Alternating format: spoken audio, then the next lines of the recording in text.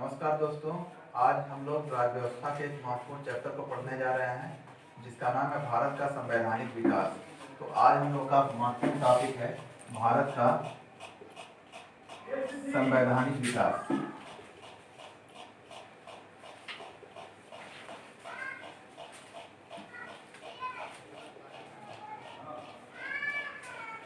तो भारत के संवैधानिक विकास के अंतर्गत हम ये जानने की कोशिश करेंगे कि आखिर भारत का संविधान कैसे तैयार हुआ। तो भारत के संविधान को तैयार होने में लगभग 200 वर्षों का योगदान रहा।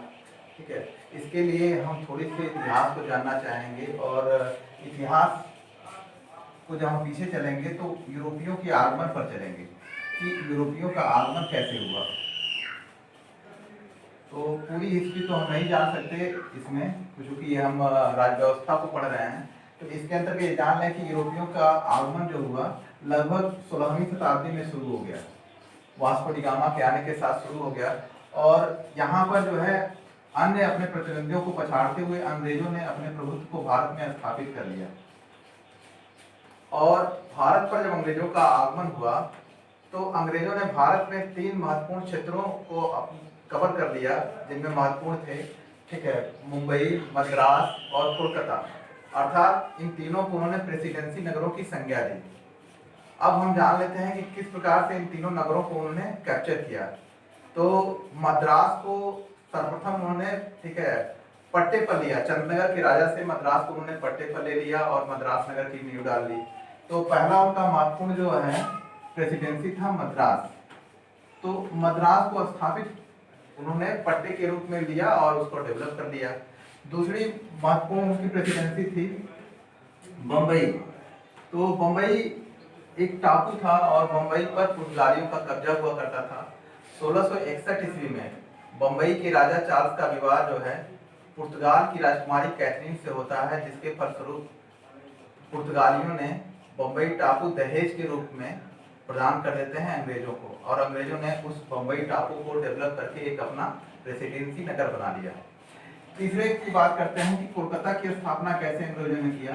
तो कोलकाता जो है प्रेसिडेंसी, एक डॉक्टर था, अंग्रेज डॉक्टर था जॉब चार्नॉक ने बंगाल के नवाब का इलाज किया, जिसके फलस्वरूप बंगाल के नवाब ने 3 गांवों की जमींदारी, जिनमें सुल्तानती, कालीकटा और गोविंदपुरी थी, और इन तीनों को मिलाकर के कोलकाता नगर की नींव डाली।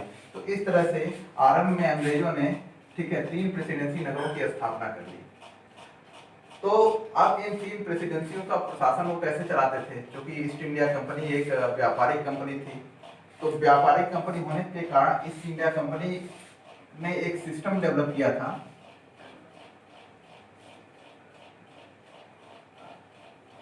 और उस सिस्टम में 2 तरह के होते थे। पहला था जो बोर्ड ऑफ डायरेक्टर्स होते थे, बोर्ड ऑफ डायरेक्टर्स, और दूसरा जो था वो कोर्ट ऑफ प्रोपाइटर्स।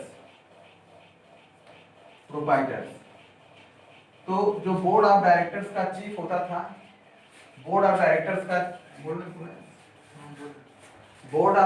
का तो इस तरह से अंग्रेजों ने 3 प्रेसिडेंसी नगरों की नींव डाल दी थी, ठीक है, जिनमें प्रमुख थे मद्रास, कोलकाता और बम्बई। अब जो ईस्ट इंडिया कंपनी का आधारभूत ढांचा था, उसमें ईस्ट इंडिया कंपनी एक कंपनी थी जो बहुत सारे लोगों के शेयरों से मिलकर के बनी हुई थी।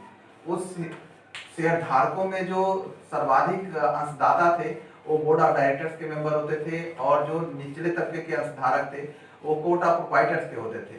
तो बोर्ड ऑफ डायरेक्टर्स का एक चीफ बनाया गया। वही चीफ क्या था, इसका कार्यकारी अधिकारी था और सारे मामलों को देखता था वो।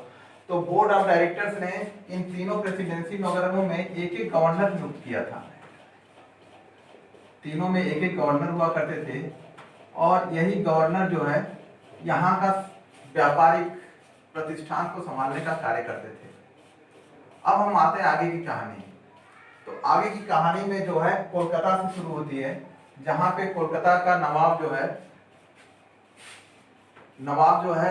कोलकाता प्रेसिडेंसी में जो है फ्रांसीसी और अंग्रेजों में जो है प्रतिद्वंदता चलती आ रही थी। जब भी यूरोप में उनकी भी प्रतिद्वंदता होती थी तो वही प्रतिद्वंदता यहाँ भी चलती रहती थी। तो बात है अलीवर्दी खां से शुरू होती है। अलीवर्दी खां ने जब बंगाल में, ठीक है, दोनों को व्यापार करने की छूट दे रखा था, तो अलीवर्दी खान के मरने के बाद सिराजुद्दौला वहाँ का नवाब बनता है। और सिराजुद्दौला के टाइम में जो है अंग्रेज और फ्रांसीसियों के बीच जो झड़प होती है, उसके फलस्वरूप दोनों ने व्यापारिक कोठियाँ अपनी स्थापित करनी शुरू कर देती हैं। तो व्यापारिक कोठियों के लिए वो किलेबंदी करना चाहते हैं। फलस्वरूप सिराजुद्दौला जो है दोनों को मना करता है कि यहाँ के नवाब हम हैं और बिना हमारी आज्ञा के कैसे आप किलेबंदी कर रहे हो। फलस्वरूप जो है फ्रांसीसी तो मान जाते हैं, लेकिन अंग्रेज उसकी अवहेलना कर देते हैं। इससे गुस्सा करके सिराजुद्दौला जो है अंग्रेजों पर चढ़ाई कर देता है और कहते हैं कि एक कालकोठरी की घटना होती है जिसमें अंग्रेज पराजित होने के बाद उनके जो पारिवारिक अंग्रेजों के जो फैमिली मेंबर रहते हैं सेनानायकों के या जो व्यापारिक लोग रहते हैं, उनको एक कोठरी में बंद कर दिया जाता है और वहाँ पे, ठीक है, जब सुबह फाटक खोले जाते हैं तो दम घुटने से अधिकांश व्यक्तियों की मौत हो जाती है। और बंगाल का नवाब उस समय लॉर्ड क्लाइव था, जो युद्ध में पराजित होने के पश्चात वो मद्रास भाग जाता है और फिर मद्रास से सेना के सहयोग लेकर के और बंगाल के कुछ प्रमुख व्यक्तियों को अपनी तरफ मिला करके उसने, ठीक है, युद्ध रच दिया और वह पहली लड़ाई जो है प्लासी के मैदान में लड़ी गई। प्लासी के मैदान में कहा जाता है कि मीर जाफर, शेख अमीन चंद और नवाब की जो है मौसी घसीटी बेगम और उसके बच्चों ने विश्वासघात किया। फलस्वरूप प्लासी की लड़ाई बिना लड़े ही सिराजुद्दौला एक तरह से हार जाता है और जब भागता है तो मीर जाफर के लड़के मीरन ने उसकी हत्या कर देता है।